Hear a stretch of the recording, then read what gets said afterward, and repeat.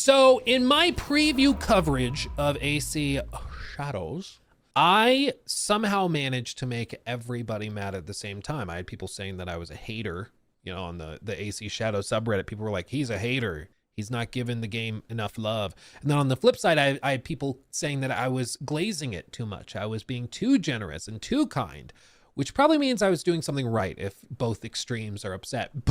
But one of my main takeaways from those previews was that I said I'm not convinced of Yasuke's inclusion as a playable character, because it seems like you've created an Assassin's Creed game, and then you've taken what would normally be one protagonist, split them in two with their abilities, and one of them is an actual assassin who can parkour, who can stealth, who can do all the like eagle vision, all the classic AC stuff. And then the other character is Yasuke, who can do none of that, but can hit stuff really hard.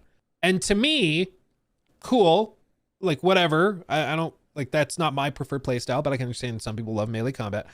But I don't know why he's in an Assassin's Creed game if he can't do literally anything an assassin can do. I understand the argument that it's like, oh, well, we have to separate them out and make them feel different. And I agree, you should. Having two protagonists that play identically also begs the same question, why are there two protagonists? But having two protagonists that are very different, one that is very at home, damn near perfectly suited for an Assassin's Creed game, and then another one that is not at all suited for an AC game, begs the same question. Why are there two protagonists? Why do we have two playable characters? And there's a new, sort of new article and interview from Jonathan Dumont, the creative director, that he did with Screen Rant, where he talked about this, okay? As you can see in the title, AC Shadows players won't be, quote, missing out if they largely ignore one protagonist. Okay. Knee-jerk reaction is, again, like, if the experience is such that you can just ignore one of the protagonists, I would ask, well, then why are they there? But okay, let's hear it out, because this goes both ways. I know some people are going to immediately go, okay, so the game has been worked in a way where you can just ignore Yasuke. But this would imply ignoring Nawe also will not harm your experience, which is not something I would have thought, because when I played it, there's all sorts of things that Nawe can do that Yasuke can't, right?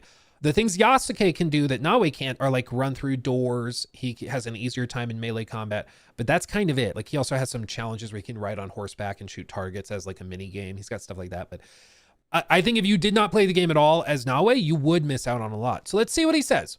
So what he said was, creative director Jonathan Dumont told Screen Rant that AC Shadows won't force players to play both stealthy with Nawe and with the brutish Yasuke in equal measure when it arrives on March 20th, nor will it lock off certain parts of the game to those who prefer one over the other, which is interesting because it did seem like that was the case in the previews, at least. He says, quote, I don't think you're missing out on things too much. So too much, not quite what the title says.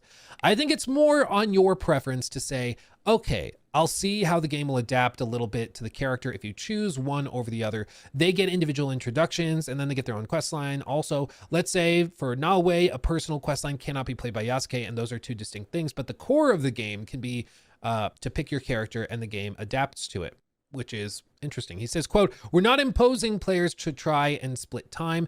If you prefer one character for any reason, you can play maybe, I don't know, I'm not going to put a percentage, but quite a bit of the game using one of them. But if you want to balance it out, I play quite a bit balanced out. And what happens is I play with one for 3, 4, 5 hours, and then I switch, and then I just play 2 to 3 hours. Usually I play stealth and then say, all right, let me destroy some camps and stuff. All right, for a while, and then I just change like that. So swapping in and out, going back and forth based on the activity. But all of this brings me back to what I think a lot of people have brought up before, which is that, like, I think when you're designing an Assassin's Creed game, there are certain expectations. There's certain things people want, and there's certain things they don't want.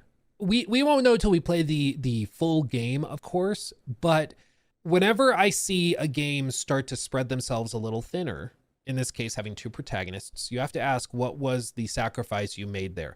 This is why I think it was totally justified when people found out about Elden Ring being open world and being like a FromSoft game, but it's open world. A lot of people, even in like the most hardcore FromSoft community, were like, I don't think I like that.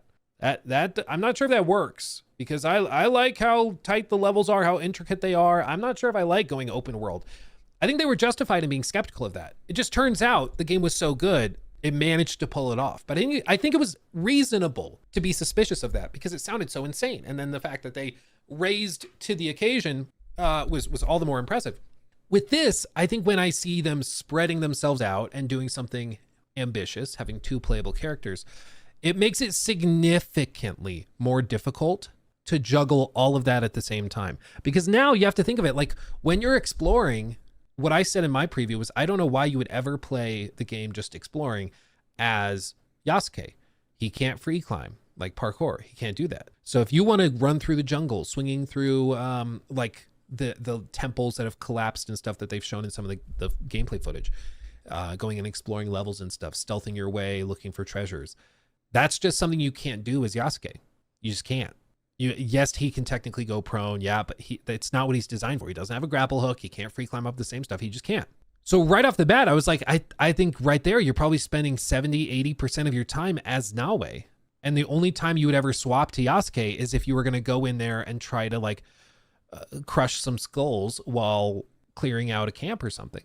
And what's funny is that this is pretty much exactly what Jonathan says he does when he plays. He says, I play with one, I'm guessing Naoe, for 3, 4, 5 hours, and then I switch. Usually play stealth, so suggesting that the stealth was the first thing he says. Play for 5 hours with stealth, and then go clear out some camps for 2, 3 hours with Yasuke. So exactly what I kind of expected would be the answer, which is that you go explore as Naoe, you play most of the core of the game as Naoe, and then you swap to Yasuke for some quick melee combat, and then you swap back. And maybe it doesn't affect the overall experience. Maybe it doesn't change anything, you know, but I still just find it really strange because that means that they have to try and build parts of the game to appeal and fulfill the needs of each character. And you just think of like the quests and missions that we did in the preview.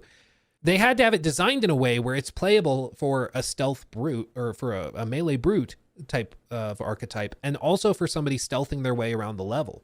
And that's not that easy. I mean, it's really tough to have a good black box stealth arena for you to explore and navigate while also having a solid like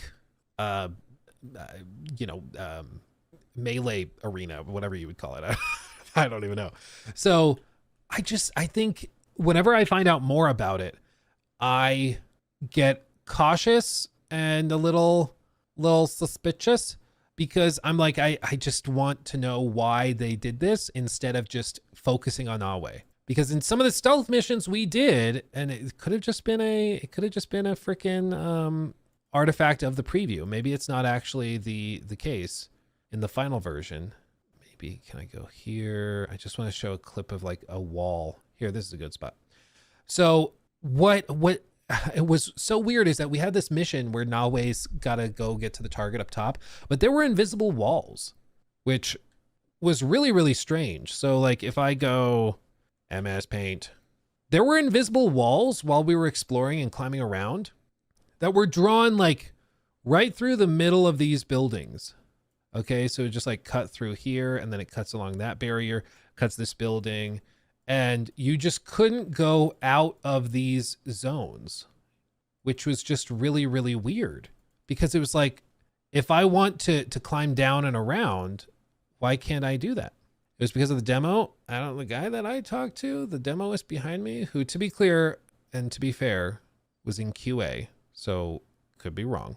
But he said that the missions were set up the way that they were to keep players, and specifically Naoe and Yasuke, at the same like pace, because they didn't want a situation where basically like in the mission, if you think of it as like being split, that's the worst color I could have picked. If you think of it split like this is the total gameplay time of the mission, and it's split into like thirds. Here, they'll prompt you if you want to swap back to Yasuke from Naoe, and then here they'll also ask you, and then for the final boss fight, they'll ask you if you want to swap back. And so they wanted to avoid a problem where players just like run from the bottom of the building, climb up, and then end up in the boss fight, skipping all of those prompts to swap. So they want to make sure that Yasuke and Naoe were basically going through the mission at the same time. So it could have just been this one particular mission set up that way, but who can say? Who can say? The point with all this though is time will tell when we see the final version of the game. I'm sure we're gonna know real quickly what it was like, and why the choices were made and whether those are the right choices to be made. But I feel like there's just it's just a really interesting thing.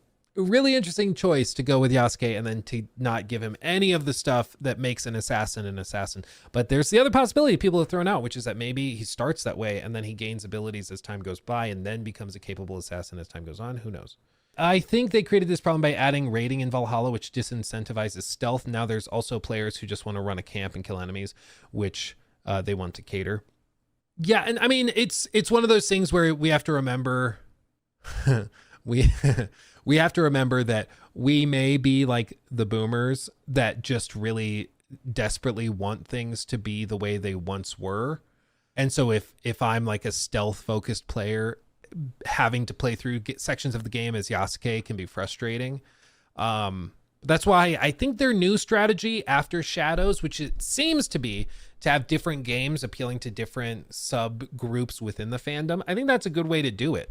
Like with Hexe, you're going to appeal to the people that like the more linear narrative side of stuff. And then they're going to have these other massive, there's the one that has, I think, rumored 3 settings. I forget what that code name is, but they have all of those different games that are meant to appeal to different types of fans within the AC fan base, which I think is a better way to do it than trying to make an everything game for everybody. You know, I think that's a better way.